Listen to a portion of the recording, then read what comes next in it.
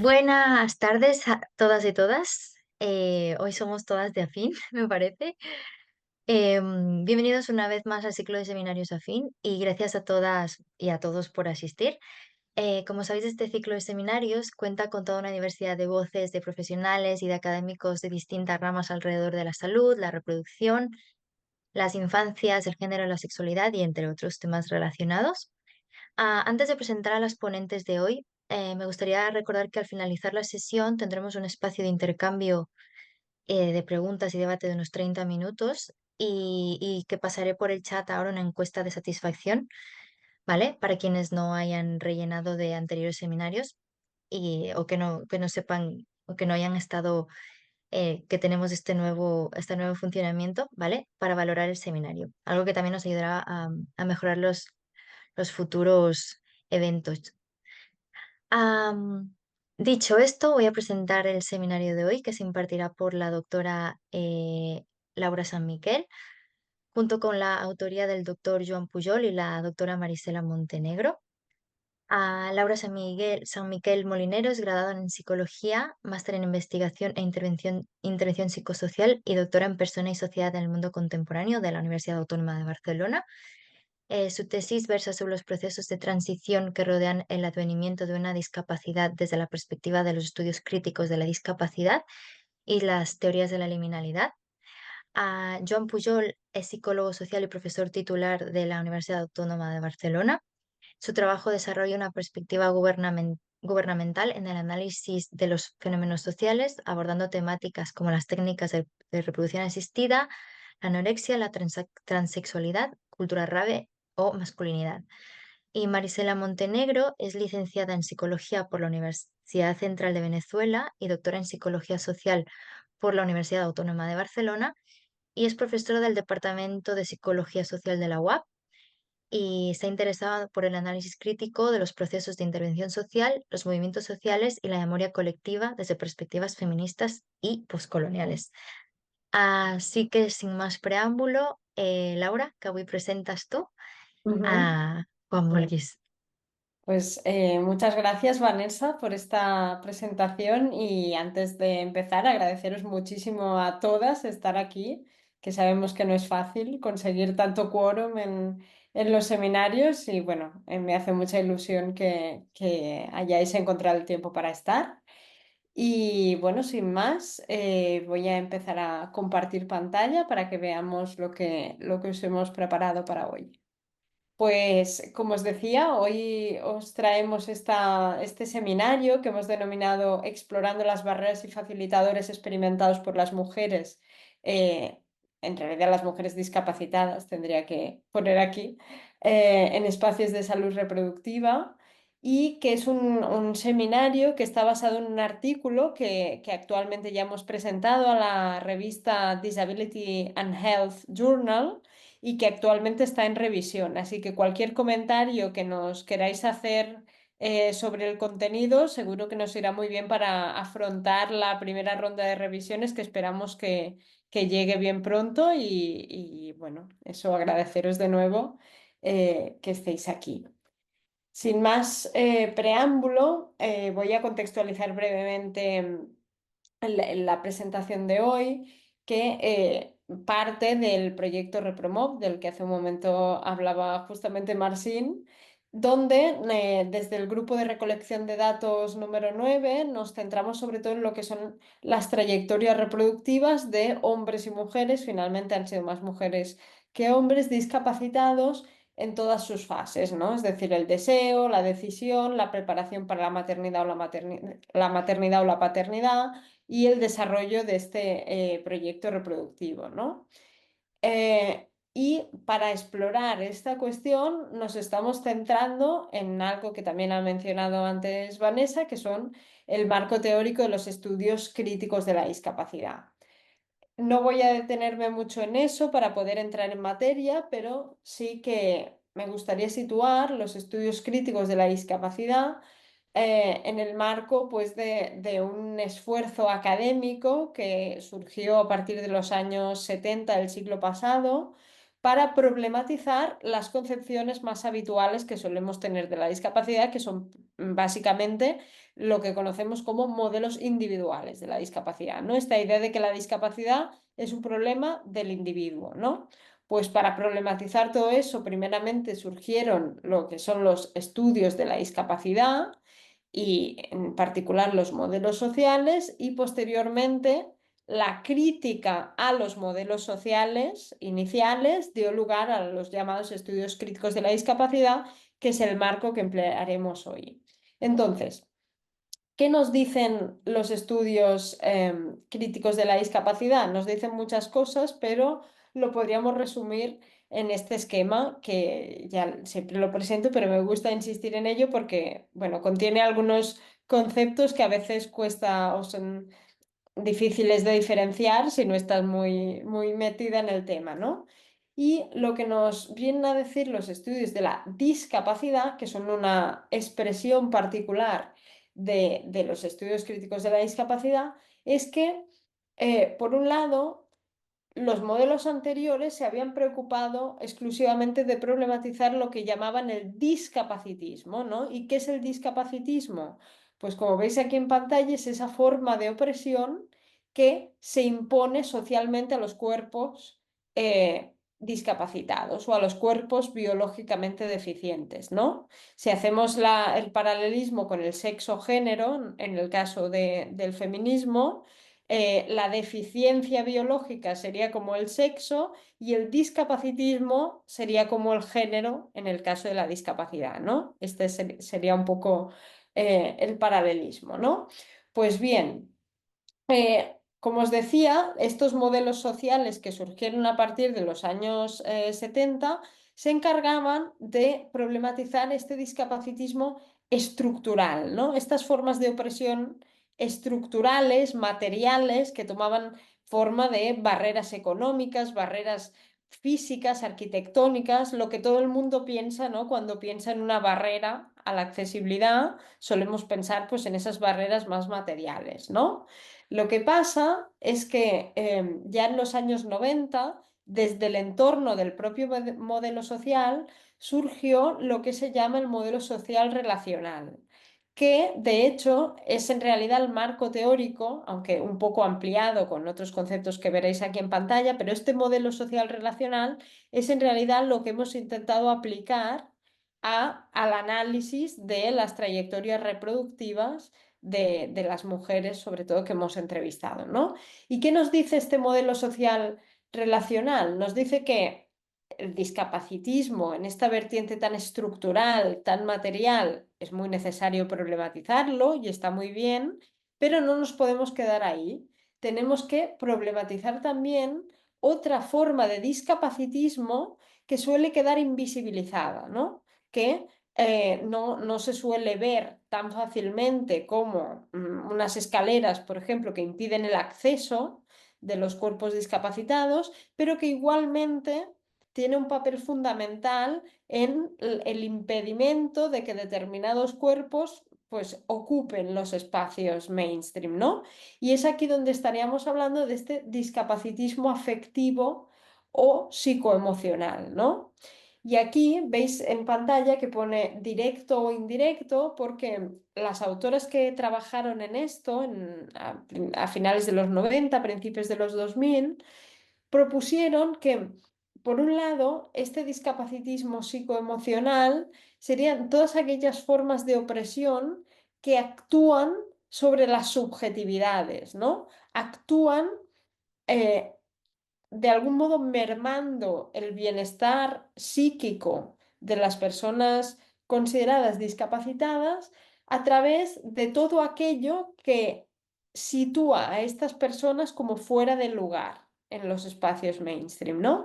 Y veis aquí que pone esto de directo e indirecto porque el discapacitismo psicoemocional directo, según estas autoras, sería como estas barreras actitudinales, ¿no? Más evidentes, como los comentarios vejatorios, las miradas, etcétera, ¿no? Pero lo interesante también, y eso también lo veremos ahora reflejado en el análisis de nuestros resultados, es que no se queda aquí este modelo social relacional, nos dice sí, pero también es muy interesante ver el discapacitismo psicoemocional indirecto. ¿Y qué es esto? Pues el discapacitismo psicoemocional indirecto es pues aquella merma del bienestar psíquico de las personas discapacitadas que viene por el hecho de experimentar barreras estructurales como las que comentaba antes todo el tiempo, ¿no?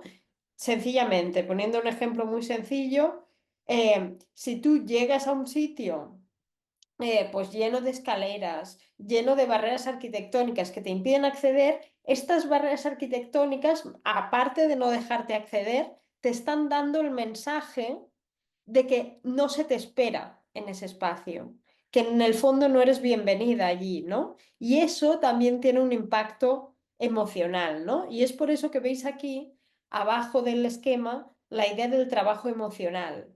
La idea de que sabéis que es un concepto más antiguo, ¿no? De la sociología, de Arlie Hochschild y otras autoras, ¿no? Que hablan del trabajo emocional como ese conjunto de performance emocionales que deben hacer determinados sujetos, normalmente las mujeres, pero también en este caso las personas discapacitadas, ante situaciones opresivas, ¿no? Para suprimir determinadas emociones o para poner en marcha determinadas performances emocionales para los demás, ¿no? Pues lo que nos viene a decir este modelo social relacional es que la experiencia del discapacitismo, tanto el más estructural como el más psicoemocional, requiere pues esos ejercicios de trabajo emocional, ¿sí? Y por último, y ya termino con esto, los estudios críticos de la discapacidad lo que le aportan también a esta concepción es ese otro concepto del que todavía no he hablado, que veis aquí, que es el de capacitismo, ¿no? Que como veis en el esquema, el capacitismo es algo que o sea, está en la base del discapacitismo. ¿Por qué? Porque el capacitismo pretende referirse a todo ese conjunto de prácticas que lo que hacen es establecer, delimitar qué funciones y qué estructuras corporales debe poseer una persona para ser considerada plenamente humana, ¿no? Y entonces, si resulta que no tienes o no cuentas con estas estructuras corporales o funcionales que se considera que son necesarias para ser plenamente humano, eso querrá decir que vas a quedar sujeto a diferentes formas de opresión, como puede ser el discapacitismo, ¿sí? Pero la gracia es que el capacitismo va mucho más allá del discapacitismo. No voy a entrar aquí porque no nos hemos centrado en ello, en el análisis que hemos hecho de las trayectorias reproductivas, pero sí que quería dejarlo mencionado porque más adelante sí que saldrá este concepto del capacitismo y también si luego en el turno de preguntas queréis ahondar en esto, pues súper abierta. Am, eso, lo voy a dejar aquí de momento la parte teórica porque me interesa centrarme en esta cuestión del trabajo de acceso, ¿sí? Eh, la noción del trabajo de acceso se relaciona con todo el marco anterior porque es un concepto que Hamray y también Jan Gru, más recientemente, han estado trabajando precisamente para denominar o para ponerle un nombre a todas estas formas de esfuerzo que tienen que hacer los cuerpos discapacitados para navegar este mundo plagado de barreras estructurales, barreras psicoemocionales, etcétera, ¿no? El modelo social relacional hasta el momento se había centrado sobre todo en el trabajo emocional, ¿sí? Habían usado este concepto, pero posteriormente otras autoras han querido ampliar esta idea de los trabajos y el trabajo de acceso no solo incluye el trabajo emocional que hemos mencionado antes, sino que incluye otras formas de trabajo de acceso, ¿no? Por ejemplo, Jan Gru, como veis aquí en la diapositiva, nos dice que algunos tipos de trabajo de acceso son, por ejemplo, el trabajo físico, el trabajo logístico, el trabajo emocional, el trabajo pedagógico, entre otros, ¿no? Por ejemplo, para poner un ejemplo, ¿no? Cuando alguien quiere usar un baño accesible de un edificio, una entidad pública, y este baño accesible no está inmediatamente accesible, sino que está cerrado con llave y hay que ir a buscar la llave y hay que hacer una serie de gestiones, Jan Gru lo que hace es ejemplificar qué tipos de trabajo de acceso están implicados en ese acto tan simple o que para otras es tan simple como es ir al baño, ¿no? Primero tienes que ir a buscar a la persona que custodia la llave, ¿no? Y por lo tanto tienes que hacer un trabajo logístico. Luego tienes que convencerla de que tú eres merecedora de utilizar ese baño accesible, cosa que no siempre es evidente, especialmente si tu corporalidad no se ajusta al estereotipo de la persona que va en silla de ruedas, ¿no? En ese sentido, vas a tener que hacer un trabajo emocional para presentarte como un discapacitado aceptable o un discapacitado necesitado de ese baño. Y luego, si consigues la llave finalmente, es posible que tengas que hacer un trabajo de acceso físico si, como ocurre en muchos sitios, los baños accesibles se utilizan como almacén. Entonces puede ser que tengas grandes dificultades para manejarte para llegar efectivamente al baño, ¿no? Y todos estos trabajos de acceso no son visibles normalmente, ¿no? No están encima de la mesa. Por eso se habla o se enfatiza esta cuestión del access work, ¿no? Entonces, hasta aquí hemos hablado de discapacitismo de varios tipos y de trabajo de acceso, ¿no? Y el discapacitismo se refiere sobre todo a cuando hay barreras, ¿no? A las barreras a la participación. Lo que pasa es que desde hace años las clasificaciones o la clasificación internacional del funcionamiento, pero también otros modelos de la discapacidad, han empezado a reclamar que nos centremos no solo en las barreras, sino también en los factores facilitadores de la participación, ¿sí? Entonces, siguiendo esto y también hemos incorporado este marco porque en este caso queríamos publicar en una revista de salud, ¿no? Centrada en la salud y por lo tanto una revista que se maneja con este tipo de clasificación internacional del funcionamiento, ¿no? Y por eso también esto nos estimuló a atender a los facilitadores, pero siempre, y como veremos en el análisis, con una perspectiva crítica sobre qué entendemos por facilitador la participación. Luego veremos un poco más de eso, pero eso simplemente era para justificar que no solo nos centraremos en analizar el discapacitismo, en las barreras, sino también en los facilitadores. Y en particular, nuestras dos preguntas de investigación han sido: ¿cuáles son las barreras y facilitadores de los proyectos de maternidad que experimentan las mujeres discapacitadas en los contextos sanitarios? Y la segunda, ¿cuáles son las diferentes formas de trabajo de acceso que deben hacer estas mujeres una vez se encuentran en estos espacios sanitarios para acceder a la maternidad? ¿Sí? En cuanto a la metodología, no me voy a detener mucho aquí, pero el análisis que os presentamos se basa en 13 entrevistas con mujeres discapacitadas. 7 de ellas tienen discapacidad física u orgánica y 5 tienen discapacidad sensorial. Veis aquí una ausencia muy presente de la discapacidad intelectual a la que no hemos podido tener acceso a través de las entrevistas, pero hemos hecho otras técnicas posteriormente en las que no vamos a entrar aquí para acceder a algunas personas con discapacidad intelectual, ¿sí? Pero aquí nos vamos a centrar en estas entrevistas. Entonces, en cuanto a la metodología, a la técnica de análisis, hemos realizado un análisis de contenido mediante el Atlas TI y en particular nos hemos centrado en los códigos que tienen que ver con las barreras y los facilitadores a la maternidad y cruzados con los códigos que tenían que ver con los espacios de salud.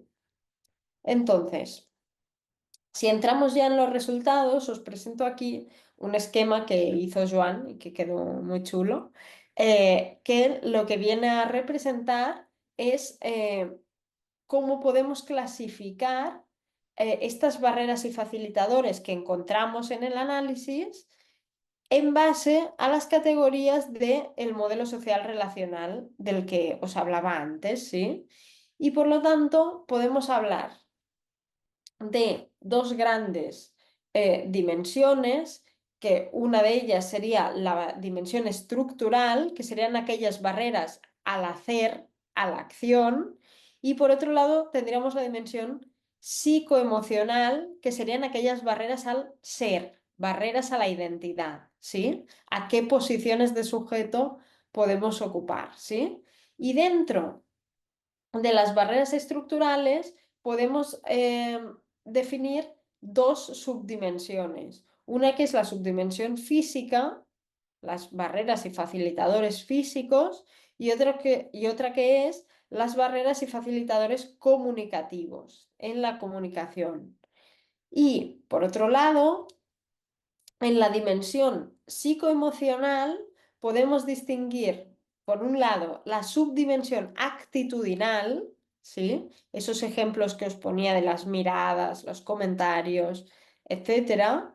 Luego veremos más, pero también lo interesante de este modelo es que nos permite pensar cómo esta dimensión psicoemocional también está relacionada con elementos de la dimensión estructural. Un poco para poner el ejemplo y clarificarlo, lo que os decía antes de qué mensaje nos manda sobre nuestra pertenencia al espacio, que el espacio sea físicamente inaccesible o comunicacionalmente inaccesible, ¿no? Por ejemplo.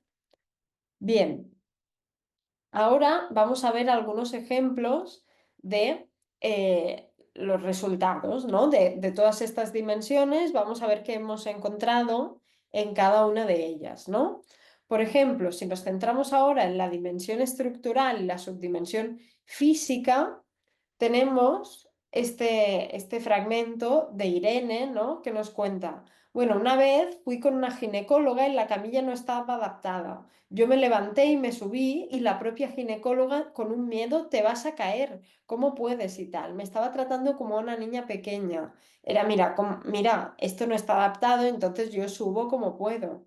Claro, menos le iba a plantear si quería ser madre, es decir, me estaba tratando con ese proteccionismo de ella es la pobre discapacitada que se va a hacer daño y cómo tus padres te dejan hacer esto.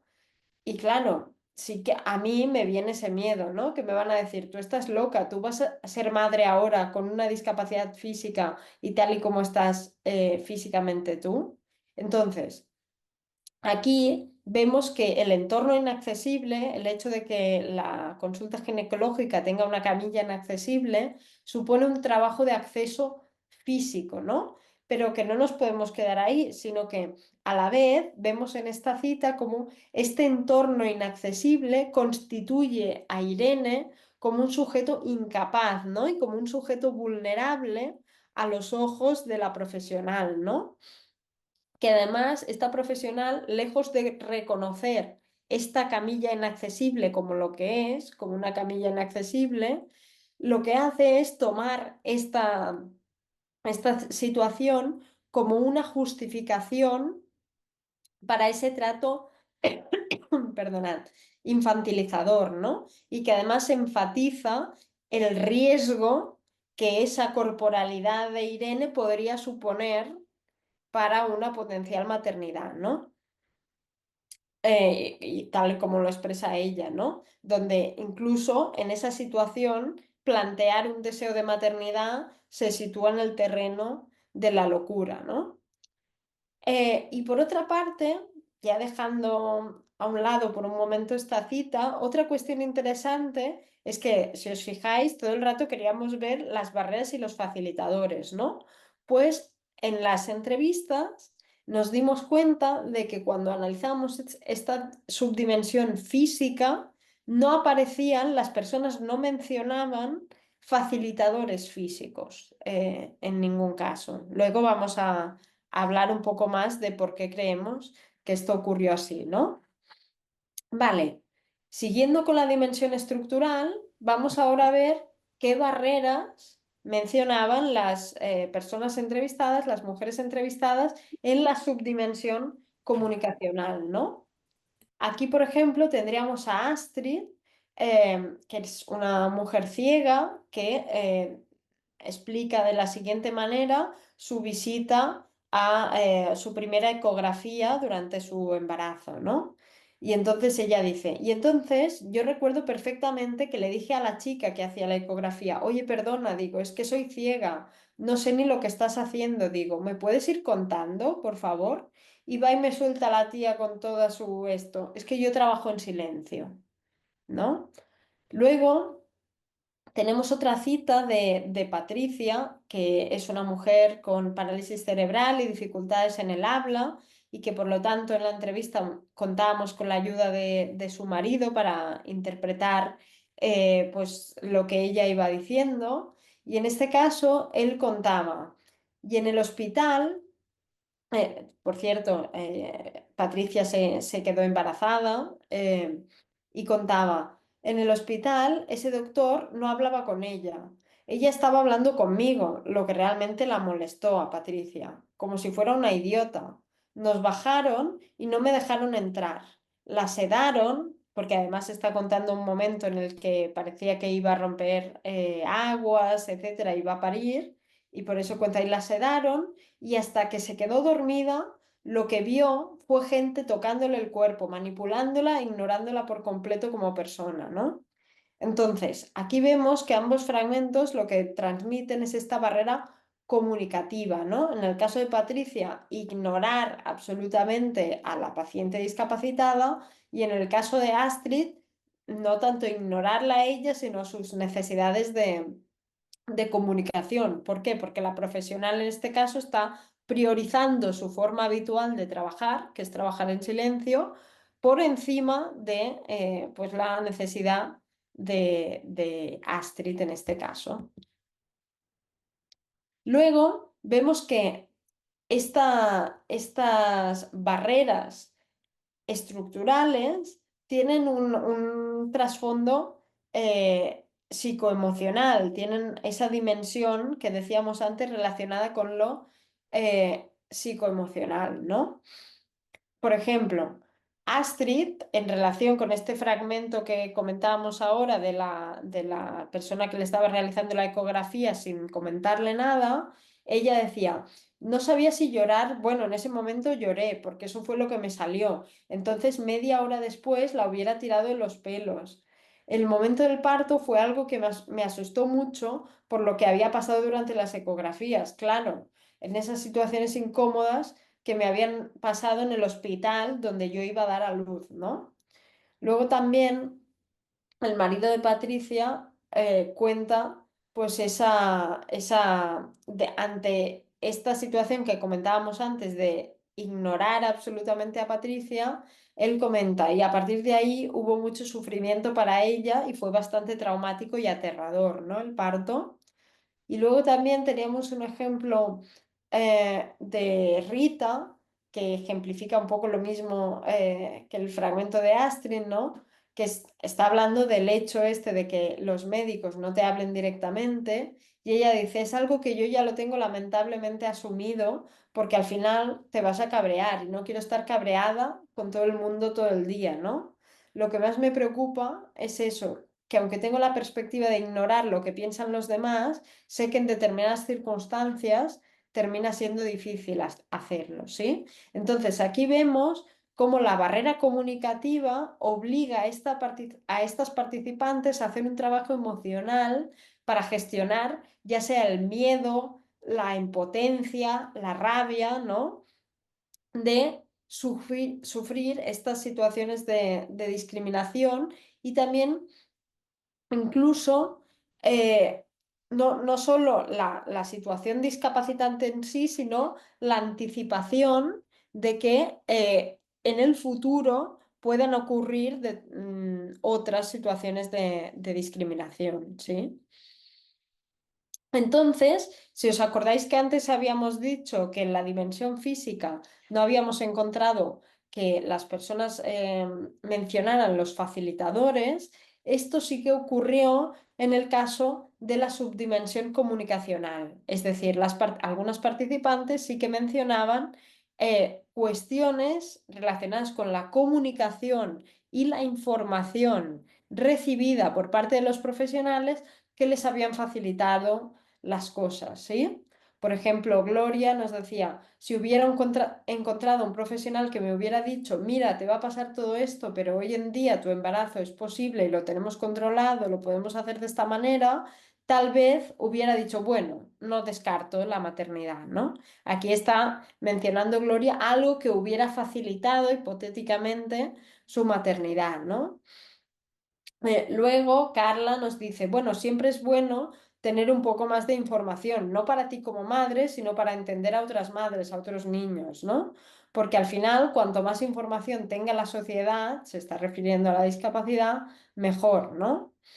Porque si hablas de estos temas, de alguna manera puedes cambiar o afectar tus primeros pasos en la educación de tu hijo, ¿no?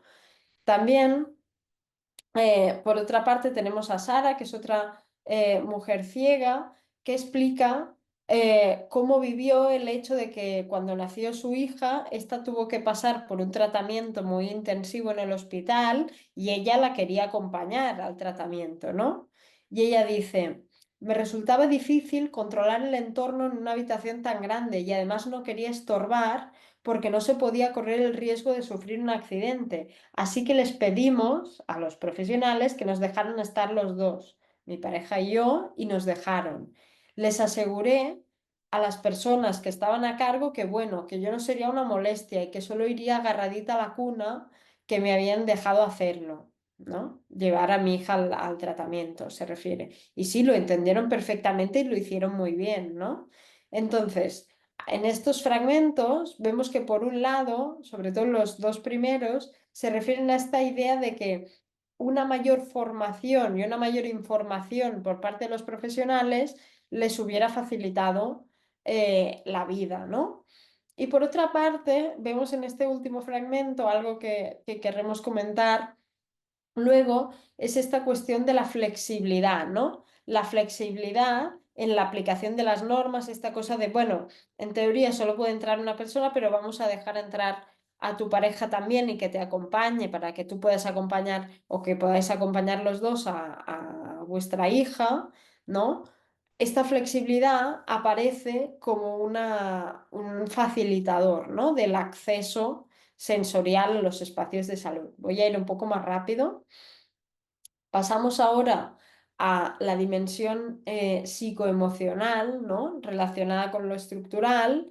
Y aquí queríamos poner también este facilitador, ¿no? Que de hecho ya lo veíamos un poco en el fragmento anterior, que es esta idea de, como nos decía Astrid, decía, y la verdad es que estuvo muy bien, me sentí muy cómoda allí. Está hablando de unos cursos de preparación para el parto. Y luego también fui a una fisio de suelo pélvico con la que también estuvo muy a gusto. Fue muy buena y me explicó mucho las cosas, ¿sí? Entonces, vemos aquí que mientras que en algunas ocasiones, en este caso Astrid, ha experimentado esta barrera comunicativa, en otras ocasiones ella, precisamente por ese contraste, explica como algo emocionalmente muy satisfactorio el hecho de haber contado con una profesional que le explicara las cosas, ¿no?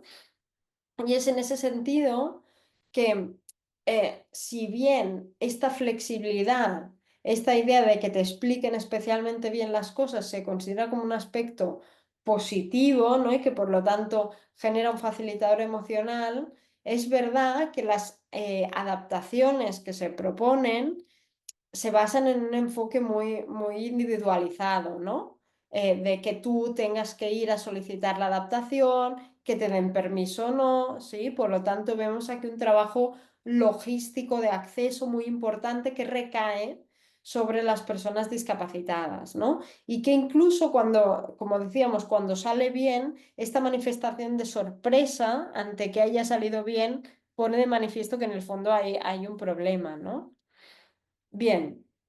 No me voy a extender en leer todas las citas, voy a leer una de ellas, que es la de Gloria, que ella comenta como barrera actitudinal, ¿no? Nos volvemos ahora a situarnos en la dimensión psicoemocional y en la subdimensión actitudinal. Gloria dice, mi madre nunca me llevó al ginecólogo. No sé si fue por eso mismo, no sé si fue, sí, por eso mismo, que ella nunca me habló de educación sexual. No sé si tiene algo que ver con mi discapacidad o no. Y eso también me dio vergüenza. Y de hecho admito que con 27 años voy al ginecólogo por primera vez este mes, ¿no? Y voy a leer también una muy corta de María, ¿no? Que es, en este caso, una mujer con parálisis cerebral que fue al hospital tras caerse y marearse. Y dice que le preguntaron en el hospital, ¿cómo te caíste? Y dije, me desmayé porque creo que estoy embarazada. Y la enfermera me dijo con cara de pánico, ¿y por qué no te tomaste pastillas o algo así? Cuando le dije que estaba intentando quedar embarazada, su cara fue un poema, ¿no? Ambas citas muestran esta barrera actitudinal que, por un lado, en el primer caso, lo que hace es dificultar el acceso, ¿no? a un servicio de salud reproductiva y también el acceso a la educación sexual, ¿no? En este caso, y además que implica tener que hacer este trabajo emocional de gestión de la vergüenza, ¿no? Que supone el hecho ostras, pues no, por eso a mis 27 años voy tarde, ¿no? No he podido ir a la ginecóloga, ¿no? Y también, eh, pasando ahora a la cita que he comentado de María, vemos en esa barrera actitudinal que es considerar que la maternidad discapacitada es necesariamente el resultado de un fracaso moral, ¿no? Que necesariamente es el resultado de una irresponsabilidad y nunca puede ser algo buscado, ¿no? Y luego una cosa interesante que la menciono ahora porque la voy a comentar luego, pero no veis que en las citas que he elegido comentar no sale, es que esta dimensión actitudinal, estas barreras discapacitantes pueden tener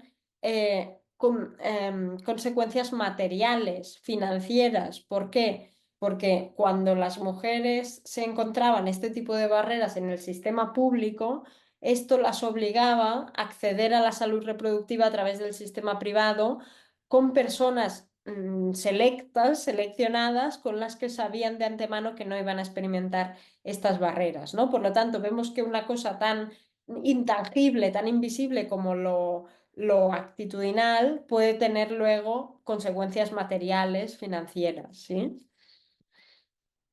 A ver, voy a ver si comento esto, creo que me lo voy a saltar. Bueno, no, voy a hacer un pequeño comentario, y es que, si os fijáis, he comentado antes, ¿no? La experiencia de María, ¿no? Que decía que la cara de la profesional fue un poema cuando sugirió que estaba buscando quedar embarazada, ¿no? Y en cambio, en esta otra cita, ella nos dice, en el mismo hospital donde le pasó eso, me vio un ginecólogo y en ningún momento mencionó nada de mi discapacidad. Es decir, me trató como si fuera una mujer más. Depende de quién te toque, ¿no? Y es que en nuestro artículo le hemos dado mucha importancia a este depende de quién te toque, porque creemos que da cuenta de la discrecionalidad, ¿no? De esta idea de que cuando estás en la posición de sujeto de la discapacidad, puede ocurrirte cualquier cosa. Puede ser que te encuentres con alguien que te facilite tu trayectoria reproductiva o puede ser que te encuentres con alguien que la impida, ¿no? Pasando ya a la cuestión al apartado de discusión, es precisamente por eso que queríamos reflexionar sobre los facilitadores, ¿no? ¿Qué es lo que entendemos por facilitador? Porque el hecho de que no se mencionaran en las entrevistas los facilitadores de la dimensión física nos lleva a pensar que quizá las personas solo resaltan como facilitadores aquellos aspectos que todavía no están socialmente cristalizados y aceptados como normales, ¿no? para poner el ejemplo, nadie comentó como facilitador que la puerta del hospital tuviera un ancho suficiente para la silla de ruedas, porque eso, como ya se da por sentado, porque eso sí que ya ocurre, no hace falta mencionarlo como facilitador. Eso ya se da por sentado. Por lo tanto, eso nos dice algo de cómo entendemos o cómo concebimos los facilitadores, ¿no? Entendemos que es un facilitador aquello que todavía no está como instaurado, como normal, como natural, en el marco del acceso, ¿sí? Y en ese sentido, eh, tenemos que ser muy críticas con esta concepción tan individualizada, ¿no? De los facilitadores, ¿no? Porque en el fondo, lo que nos viene a decir esto es que en este caso, la carga de buscar entornos que te faciliten tu acceso a una trayectoria reproductiva recae sobre el cuerpo discapacitado, sobre la persona discapacitada, ¿no? Y en cambio, si eso que hoy en día las personas identifican como facilitadores estuvieran más normalizados, pues seguramente no haría falta, ¿no? Ese enfoque tan individualizado. Em, Voy a dejar aquí la cuestión de la igualdad de trato porque no he ahondado en ella en los resultados. Sí, luego, así dejo algo para que me preguntéis en el turno de preguntas y voy a terminar con las conclusiones, ¿no? Eh, Bajo nuestro punto de vista, este estudio refuerza esta idea de que el modelo social relacional pues puede aplicarse a los entornos de salud y nos revela algunas cuestiones interesantes, ¿no? Y esto coincide con algunas autoras que ya han apuntado la pertenencia de aplicar este modelo social relacional de la discapacidad en los entornos clínicos. Y además es interesante ampliar este modelo social relacional atendiendo a los facilitadores, ¿no? Lo que decíamos antes, ¿no? Siempre con esta perspectiva crítica, que de hecho ya nos la señala Fritz cuando nos dice que en la parentalidad discapacitada en contextos neoliberales acaba haciendo, ¿no?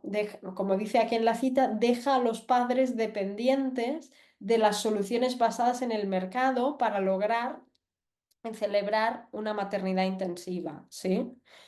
Am, y esto, ¿no? Se ha percibido, ¿no? En la muestra con la que hemos contado, en este esfuerzo o esta tendencia que hacen las mujeres para desarrollar sus trayectorias reproductivas en el marco de la sanidad privada, para poder garantizarse que no van a sufrir pues, esas barreras, ¿no? de las que estábamos hablando.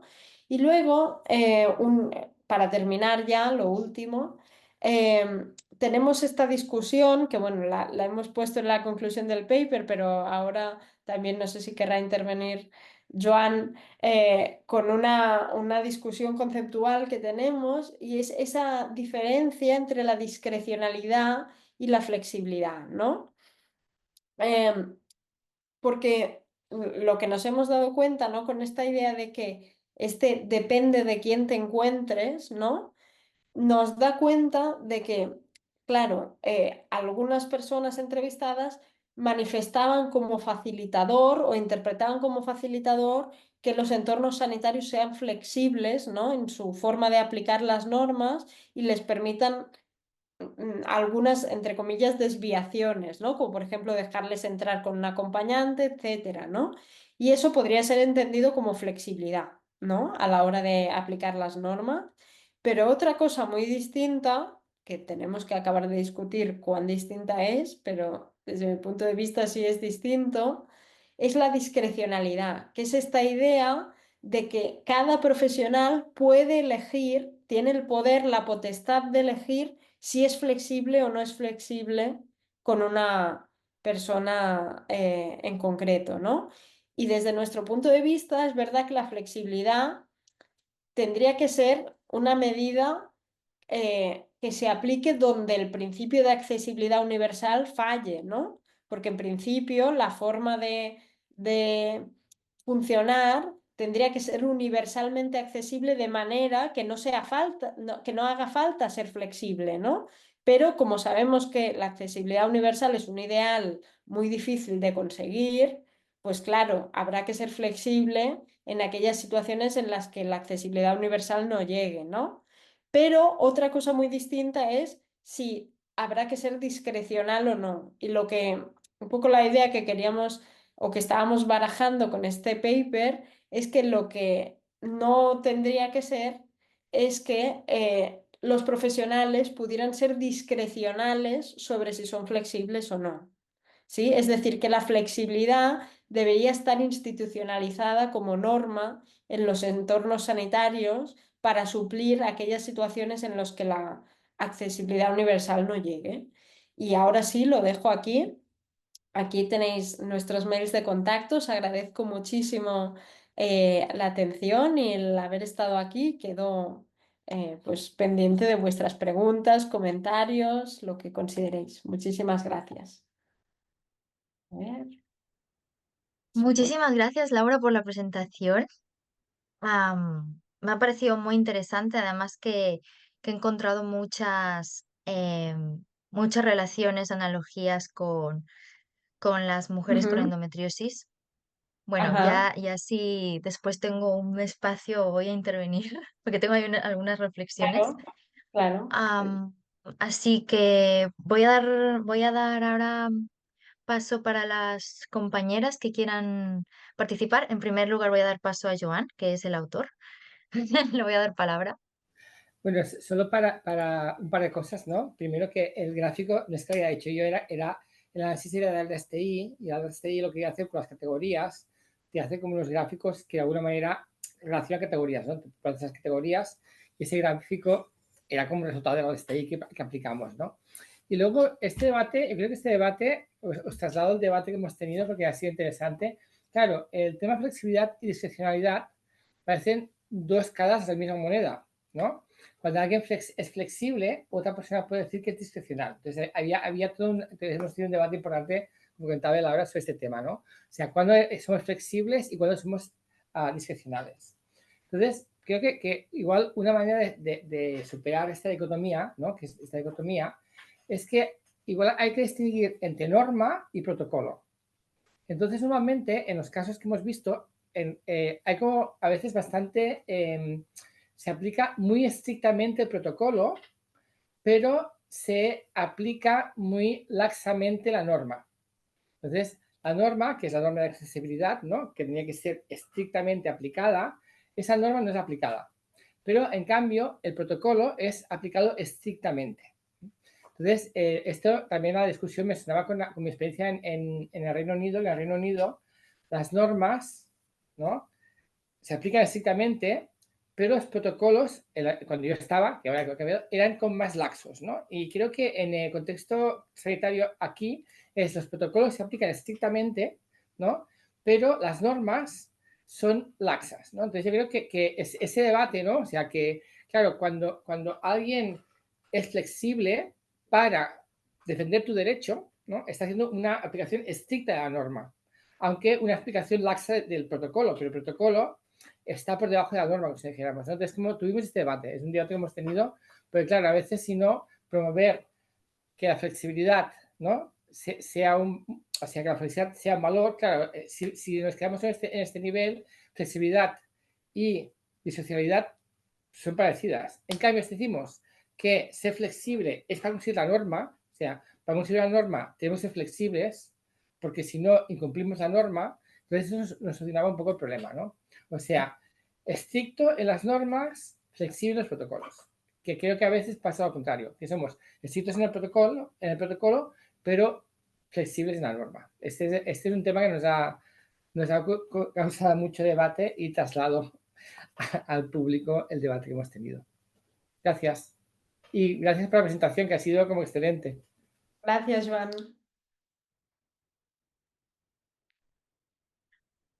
Irene, Julia, no sé quién ha ido primero. Voy por Giulia, orden. Giulia Ah, vale. está... Segura, Irene. Vale. Bueno, muchísimas gracias, Laura, por esta presentación. Súper interesante y súper fácil de seguir. Gracias, Joan, también. Am, yo tengo un comentario y dos preguntas. Eh, el comentario es que me ha encantado escuchar la presentación de Laura, la parte sobre la flexibilidad y discrecionalidad y después el aporte de Joan, porque me recuerda muchísimo el caso del acceso al aborto, pero muchísimo. Entonces, quizás podéis también mirar por ese lado de este tipo de literatura, porque mm, me lo, hay mucho en común, ¿no? En este caso de estos derechos que de alguna forma parece que son derechos de acceso menos derechos que otros. Y hay autores que para el aborto han hablado de systemic attitudinal refusal of care, que no es la objeción de conciencia, sino que es algo que es un poco más esto, ¿no? Hay situaciones en las que tú puedas acceder a un derecho tuyo propio, inalienable, en realidad depende de quien tengas por delante. Y nada, que solo explicaros que me ha parecido súper interesante que haya tanta convergencia entre estas dos situaciones y que, bueno, un día lo hablamos más y es súper interesante porque, no lo sé, en el aborto hay casos en que claramente objeción de conciencia, una persona te dice no te voy a ayudar, no voy a hacer nada de esto y luego hay una enorme casos que no es objeción de conciencia. Esta persona realmente no tiene una convicción ideológica. Es solo que no se va a molestar en formarse, no va a ser proactivo en intentar hacer que la persona no necesite picar a muchas puertas. Y nada, nada, solo esto que era ¿no? He pensado, mira, esta cosa que hasta ahora la había encontrado muy poco fuera del ámbito del aborto, mira cómo es similar. Ajá. Y las preguntas que tenía era, antes habías mencionado, Laura, que habéis tomado medida para poder incluir también las personas con discapacidad intelectual, entonces si puedes hablarnos un poco más de esto, creo que sería genial. Y Vale. si has visto diferencias o casos, partes es como características específicas de la experiencia de mujeres cuya discapacidad es de tipo sensorial. Un poco hacer un zoom o un poco lo que pasa en este caso específico. Vale. Gracias. Gracias, Julia. No sé si contesto ahora a Julia y luego sí, ¿no? Sí. Bueno, Sí, contesta ahora, si te genial. parece.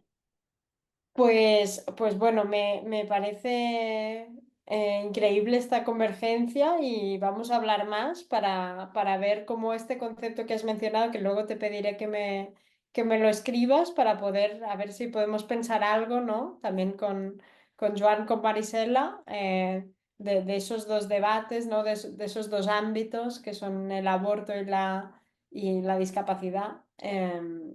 Pues súper interesante. Y lo que me comentabas de la discapacidad intelectual, la verdad es que eso es algo que estamos ahora mismo justamente analizando, es decir, no está analizado porque hemos accedido a esa población, si lo podemos llamar así, a través de un pequeño estudio de caso que hemos hecho en una asociación que da apoyo a personas con discapacidad intelectual para que puedan pues, vivir en sus hogares y hacer su vida y donde hemos entrevistado a tres usuarias que son, de hecho, dos usuarias y un usuario que son madres o padres y que tienen acceso a ese servicio de apoyo. Y por otro lado, hemos entrevistado a una profesional de ese servicio, ¿sí? Y entonces, así como hablando en voz alta, ¿no? Como ideas, primeras ideas. em, Algo que resulta bastante interesante es que, bueno, el apoyo en la crianza no resulta como muy central en los apoyos que reciben pues estas personas, que el apoyo se centra más en cuestiones económicas, cuestiones de ir al médico, etcétera, pero en el día a día de la crianza en sí, no es donde ellas pues al menos explican que reciban más apoyo, también porque algunas de las personas entrevistadas han accedido a este servicio cuando sus hijos o hijas ya eran mayores y por lo tanto la idea de la crianza pues ahí pues no aplicaría. Y con respecto a lo que me decías de la diferencia entre lo sensorial y lo físico, yo creo, claro, tenemos pocas personas sordas en la muestra. Sí que es verdad que las personas sordas o con discapacidad auditiva, no sordas, em, pues claro, las personas con discapacidad auditiva y que más o menos se manejan bastante con el lenguaje oral, pues no manifiestan muchas barreras específicas de la discapacidad o relacionadas con la discapacidad. Y en cambio, las personas ciegas sí que ponían mucho más de manifiesto esta cuestión de la comunicación, esta cuestión de la adaptación por parte del profesional de sus modos de comunicarse, que a veces no ocurre, ¿no? No he comentado esta cita aquí, pero estoy recordando especialmente un caso, ¿no? Donde una participante ciega quería someterse a un tratamiento de reproducción asistida. Y aparte de que le fue negado múltiples veces y tuvo que reclamar porque el comité de ética del hospital no consideraba que pudiera pues ser buena madre, entre comillas, ¿no? Y ella lo reclamó y al final consiguió acceder a ese tratamiento de reproducción asistida. De nuevo, este trabajo de acceso, en este caso, ¿no? A través de la reclamación, pero lo interesante es que cuando ella accedió a ese tratamiento, como el hospital se lo ofrecía de mala gana, ¿no? Y ya era la paciente problemática porque se había quejado, cuando ella quiso acceder le dijeron, ay, no, pero tú ahora, claro, ahora tendrías que firmar el consentimiento informado. ¿Y cómo vas a firmar si no ves? Y entonces, porque aquí no te lo vamos ni a pasar en braille, ni a pasar por correo electrónico, ni nada, nada. O sea, había como de nuevo, ¿no? Como esa cuestión que está en la línea entre lo actitudinal y lo comunicativo, ¿no? Donde hay a través de mecanismos de trámite, como es el consentimiento informado, es ejercer pues ese tipo de discriminación, ¿no? Se me ha ocurrido esto, pero porque me ha parecido como un caso muy claro que igual en las personas con discapacidad física pues no aparecen este tipo de barreras, sino que aparecen más barreras, pues eso, camillas ginecológicas inaccesibles, pero también sobre todo la cuestión actitudinal de profesionales que asumen que la maternidad como mucho es un accidente, ¿no? En esos casos nunca puede ser buscada. Y eso, y no me enrollo más. Gracias, Julia. Muchas gracias, Julia. Y Laura, Irene también tenía la Sí, mano levantada. primero decir que me encanta siempre escuchar a Laura, así que gracias, Laura. Me fascina mucho la forma en que vas hilando todos los elementos teóricos, metodológicos, empíricos de tu investigación y también el trabajo que hacen en el equipo de pensar muy bien los elementos teóricos, ¿no? De que sustentan. A mí me parece que no es raro que nos resuenen a distintas, desde el ámbito como de la antropología médica, las que se dedican más a esos temas, porque en realidad las nociones que están trabajando son muy útiles también para pensar muchos otros temas, como lo que dirá Van en algún momento, que decía que le resonaba también con la endometriosis.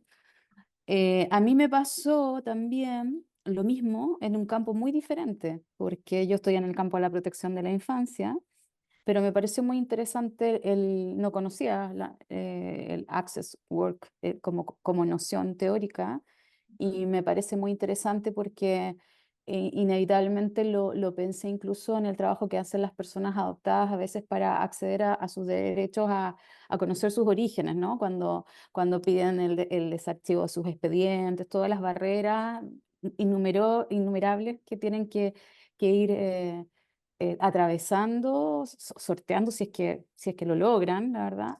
Además de las barreras internas, ¿no? Que tienen que ver también con emociones, con procesos de larga data muchas veces para llegar hasta ese punto, ¿no? Entonces me parece un concepto súper útil y se agradece tenerlos ahí también como herramienta. Me resonó también porque creo que este trabajo va mostrando muy bien, incluso en las viñetas que trajiste, lo microscópico que es este trabajo de acceso, ¿no? Como permanente, ese trabajo emocional, físico, bueno, que está en tantas dimensiones.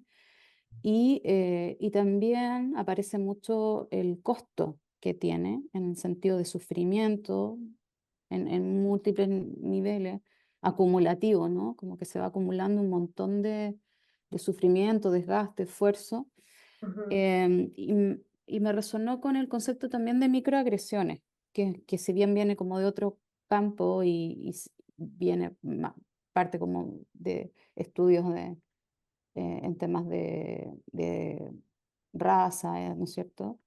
Hace muchos años, también se lleva a distintos fenómenos de estudio y no sé si lo han ocupado, esa es una primera pregunta, si lo han explorado, si les parecería útil también pensar ese concepto, porque apunta a eso, ¿no? A una serie de prácticas, actitudes permanentemente a las que se enfrentan las personas y que son así microscópicas, a veces incluso inintencionadas, pero que están ahí permanentemente ujú, afectándolas.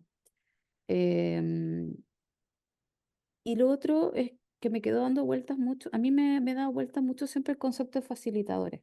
Tengo como no ujú. sé si me resulta problemático el concepto de facilitadores porque eh, pensándolo desde una mirada relacional, ¿no? En eso también me gustaría saber qué han pensado de esa noción, porque el facilitador parece que está como afuera, pero está en la relación. A mí me pasa también que he tratado de trabajar como una contracara de la barrera, digamos, pero en realidad también es muy dicotómico.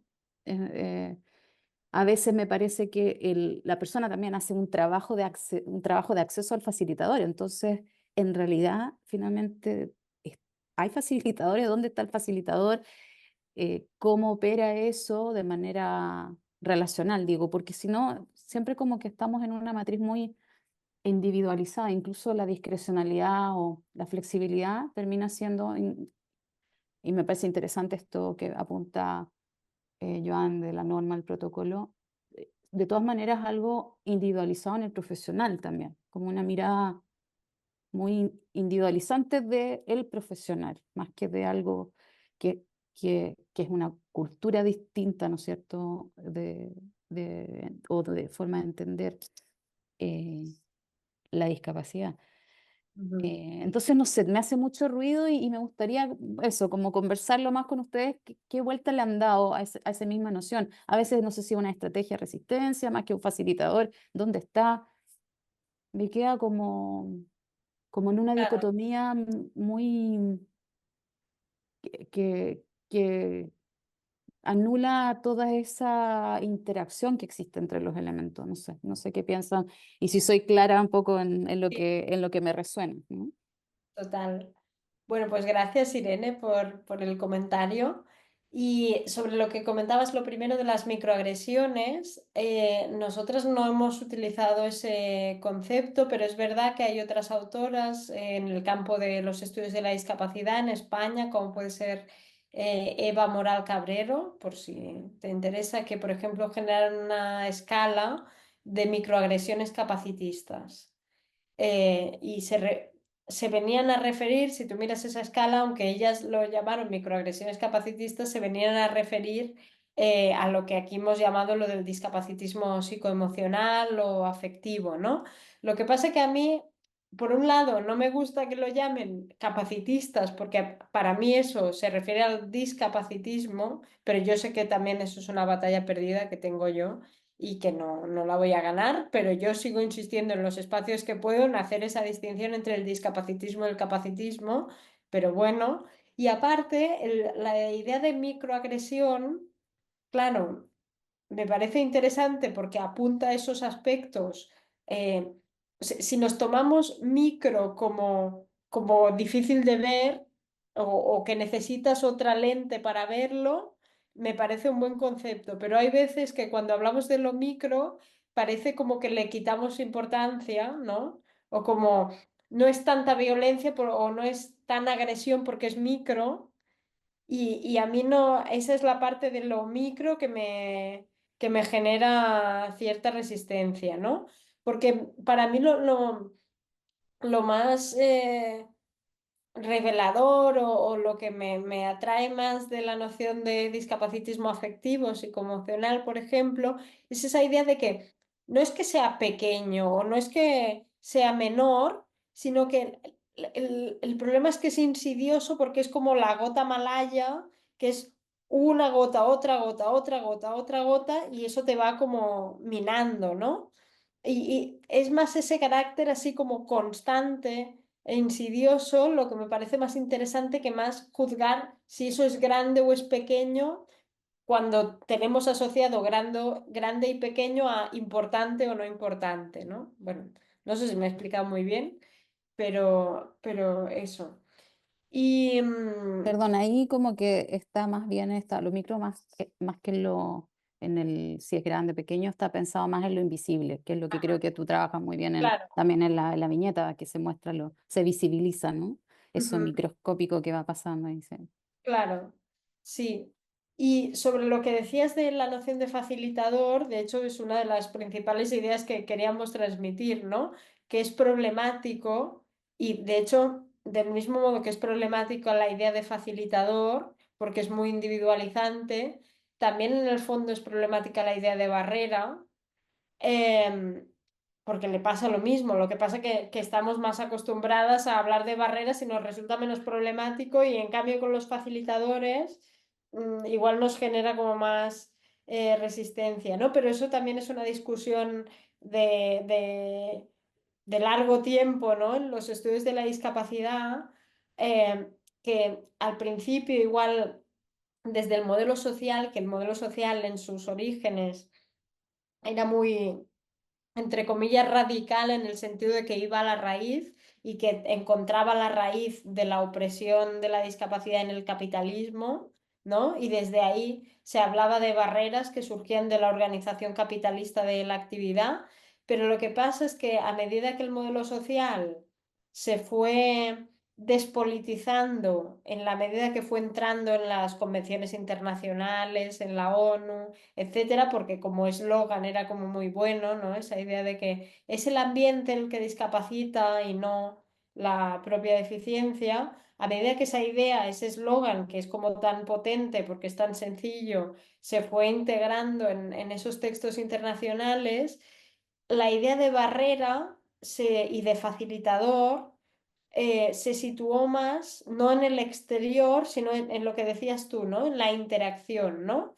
Algo solo es una barrera en la medida en la que la interacción particular, o un facilitador, me refiero, en la medida en que la interacción particular entre la persona y el entorno genera un desajuste, ¿no? Y ahí hay una barrera o un facilitador si esa interacción particular entre la persona y el entorno genera un ajuste.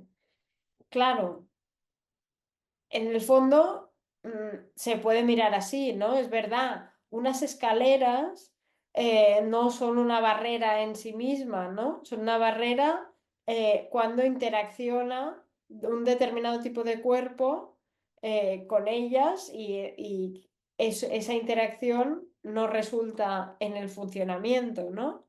Pero claro, es muy problemática esa concepción para los estudios de la discapacidad, porque eso lo que en el fondo hace es volver a individualizar la discapacidad, vuelve a decir, ah, no, es que el problema no son las escaleras, el problema no son los entornos inaccesibles, es esa interacción particular entre ese cuerpo ese entorno, ¿no? Y entonces, bueno, hay como esa batalla que además, para aportar algo que también pues, se ha pensado mucho desde los estudios de la discapacidad, esta discusión, es que cuando se plantean estos modelos de la interacción, nunca se plantea que la capacidad también sea un resultado de la interacción, ¿no? Es decir, es como, ay, no, la barrera o el facilitador solo se presentan cuando el cuerpo discapacitado interactúa con el entorno, ¿no? Pero es que en realidad también tendríamos que poner en el foco las capacidades que emergen en el cuerpo capacitado en la medida que interacciona con el entorno, ¿no? No es que el entorno sea neutro y solo surgen facilitadores o barreras cuando el cuerpo es discapacitado, sino que el entorno, esa interacción entre el entorno y el cuerpo, está capacitando a determinados cuerpos mientras que está discapacitando otros, ¿no? Entonces, bueno, Mm. no te doy una respuesta así No, conclusiva, no, no, es pero la, sí está me muy bien. parecen como nociones interesantes para analizar las relaciones, pero que hay que mirarlas con cuidado y que en cualquier caso no nos dan la totalidad de la fotografía, por así decirlo. Exacto. Sí, sí, no, me parece súper interesante. Yo lo pensaba en términos analíticos, ¿no? Como después en el proceso analítico uno puede definir que algo en sí, aparte del relato, ¿no? De las personas, es en sí mismo una barrera o no. La construcción de la categoría después con los datos también es compleja, muy compleja. En ese proceso lo estaba pensando principalmente, pero súper interesante, me encanta, muchas gracias. Gracias, Irene. Si puedo añadir a esto, Joan, a Irene, pues claro, creo que el tema es que si caes en la barrera, te sale el facilitador. O sea, son como dos conceptos que cuando entras en uno te sale el otro. Entonces, por eso lo comentaba en principio que, claro, como hemos caído en las barreras, hemos tenido que poner facilitadores, pero tienes razón, claro, son elementos que individualizan el problema, ¿no? Pero claro, o sea, si entras en barrera, ya, o sea, el próximo es facilitador, o sea, o rompes la lógica y te sales de ahí, o si entras en un espacio en que emplean barreras, luego te salen, y es lo que comentaba al principio, de que hemos puesto una revista que entrara en este tipo de marco de comprensión. Sí, totalmente. me voy a colar aquí para, para hacer una pregunta reflexión. No, me encanta mucho escuchar sobre vuestros análisis sobre la discapacidad porque me hace mucho reflexionar sobre, bueno, en primer lugar lo que comentabas, Laura, sobre el trabajo de acceso, ¿no? Y bueno, varios aspectos de tu presentación me han llevado a reflexionar sobre la tesis que estoy haciendo, ¿no? Pero, por ejemplo, en cuanto a los trabajos de acceso, me ha hecho replantear en cuando son cuerpos discapacitados, pero no visibles, ¿no? No a nivel, no por una discapacidad cognitiva, sino por una discapacidad orgánica, como el caso de la endometriosis, que no en todos los casos discapacitante, ¿no? Pero en algunos casos, Ajá. pues es una enfermedad que llega a producir discapacidad, pero cuando son cuerpos que son normativos a Ujú. simple vista, Sí. ¿no? La responsabilidad de estas personas para gestionar la enfermedad, y eso también lo voy a ligar con lo que hablabas de la responsabilidad de las personas discapacitadas para facilitarse el mundo, ¿no? Creo que es como un trabajo más de que se suma a las estrategias para poder convivir, ¿no? Digamos, desde una discapacidad totalmente invisible. Ajá. Y eso por un lado. Y después, por otro lado, en cuanto a lo que comentaba Joan sobre el protocolo y el cumplimiento de los protocolos, yo lo que estoy viendo con el caso de la endometriosis, ¿no? Que además es una enfermedad invisible, desconocida, que cada vez se habla más socialmente, pero sigue habiendo como mucho enigma alrededor, que, que en cambio en este caso no hay un cumplimiento de los protocolos, ¿no? Porque detrás de todo el imaginario y todos los discursos de la endometriosis, pues siempre están los discursos de la menstruación, ¿no? De lo que de que es normal, de la normalización del dolor, que yo creo que cada vez esto se está rompiendo más, ¿no? Pero bueno, que mis datos lo que sugieren es esto, ¿no? Que hay una normalización del dolor, hay una normalización de todos estos malestares y que además todo y teniendo unas guías de prácticas clínicas, no se cumplen, porque por más que el sistema sanitario esté organizado de determinada manera para que las personas hagan determinados recorridos, estos recorridos no se cumplen, porque hay muchas Mm. barreras en el sistema sanitario, barreras de recursos, barreras discursivas, barreras de atención por parte de los profesionales sanitarios, ¿no? Así que nada, era un poco la reflexión y también que he aprendido hoy que es el concepto de la discrecionalidad, que también me ha resonado mucho, Ujú. ¿no? Son los profesionales sanitarios.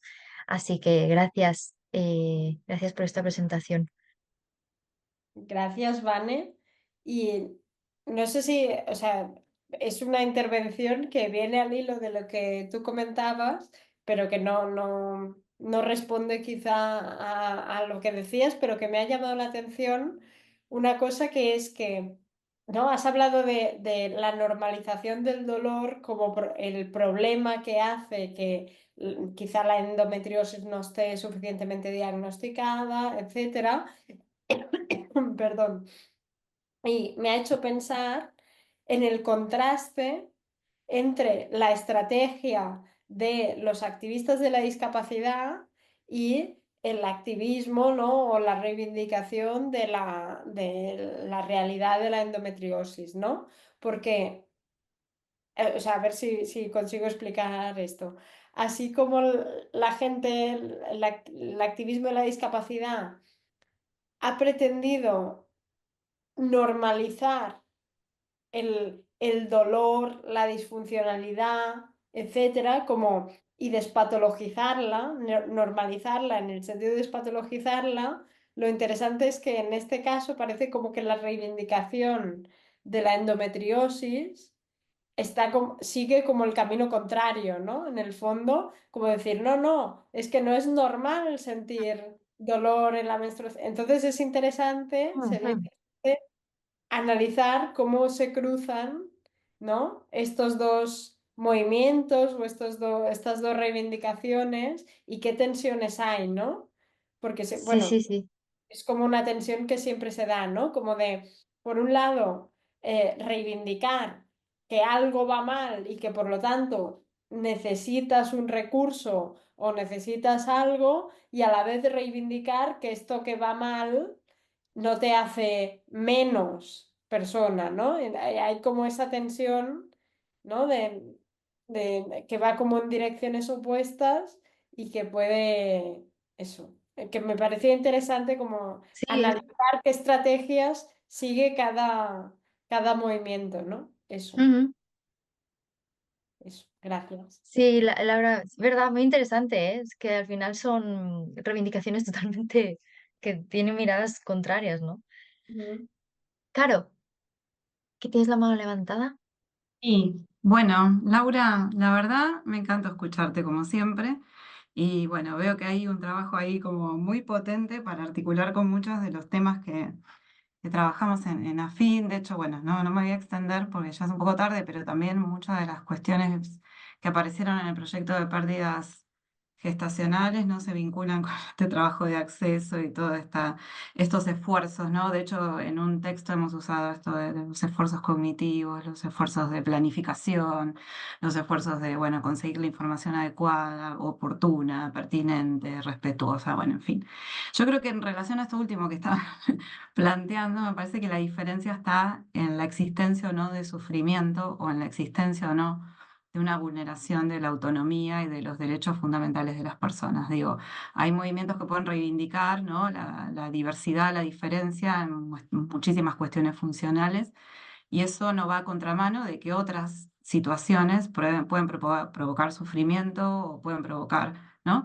De hecho pasa con muchos niños, digamos, todo el movimiento de neurodiversidad y demás tiene aspectos muy positivos siempre y cuando no esté implicado el sufrimiento de las personas, ¿no? Porque hay niños que de hecho sufren, ¿no? Hay personas que de hecho, bueno, se sienten mal por diferentes razones y ahí es donde, digamos, esta cuestión de la mirada despatologizante, en la que estoy sumamente de acuerdo, digo, también hay que tener unas miradas muy críticas cuando realmente hay una situación que pone, ¿no?, en jaque la supervivencia, la salud, el bienestar, que no genere sufrimiento en el otro porque no se está viendo tampoco cuál es su problema, digamos, en esta idea de, bueno, somos todos diferentes y no sé qué.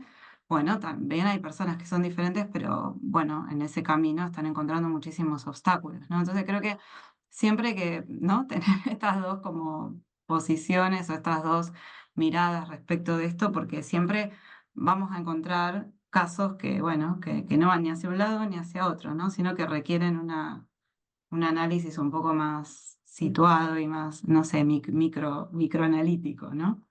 Ajá. Sí, totalmente. Y a eso quería añadir que incluso, o sea, yo creo que desde los estudios críticos de la discapacidad, desde las perspectivas incluso que se han vinculado más al mundo del arte, etcétera, yo creo que incluso se ha dado como la siguiente vuelta y es que se han reivindicado las situaciones de sufrimiento en sí mismo. O sea, no. O sea, porque hay veces, ¿no?, que hay esa idea de distinguir la discapacidad del sufrimiento, que también se ha hecho mucho esfuerzo por ahí, ¿no?